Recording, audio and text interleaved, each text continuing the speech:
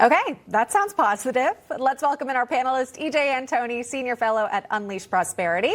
Jason Sorens here, Senior Research Fellow at the American Institute for Economic Research. Gentlemen, welcome. So, a few more details about this deal. It's supposed to involve sectors such as aviation, technology, industry, and overall investments.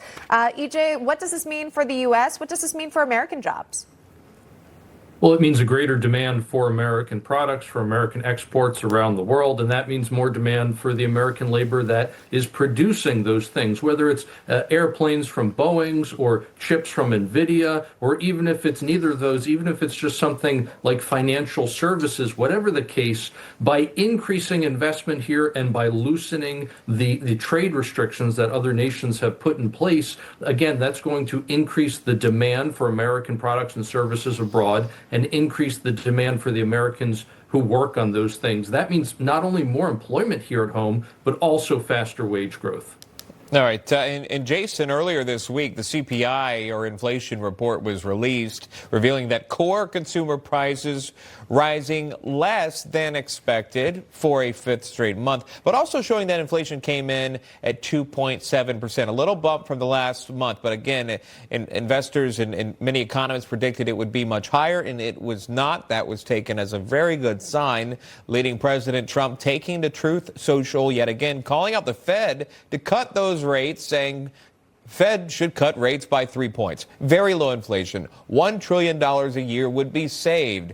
And a lot of exclamation points. Jason, your thoughts on this and the ongoing drama between the current Fed chair holding his position? Yeah, this is not a bad inflation number. When you look at the last 5 months, the monthly inflation rate has averaged 0.1%, so a little over 1% on an annual basis.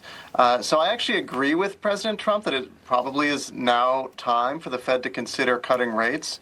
They're probably going to do that gradually. I'm not sure that the president is doing himself a ton of favors by putting so much obvious pressure on the Fed, because now they feel as if maybe they have to assert their independence. But I think he actually is right on the substance here that the Fed has kept rates high, that has kept inflation low, even in the face of tariffs.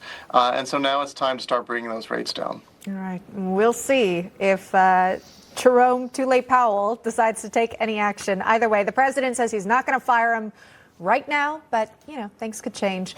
And then we'd also wonder what the legal process would look like for that, as he's set to leave in 2026. E.J. Antoni, Jason Sorens, thanks so much for coming on today.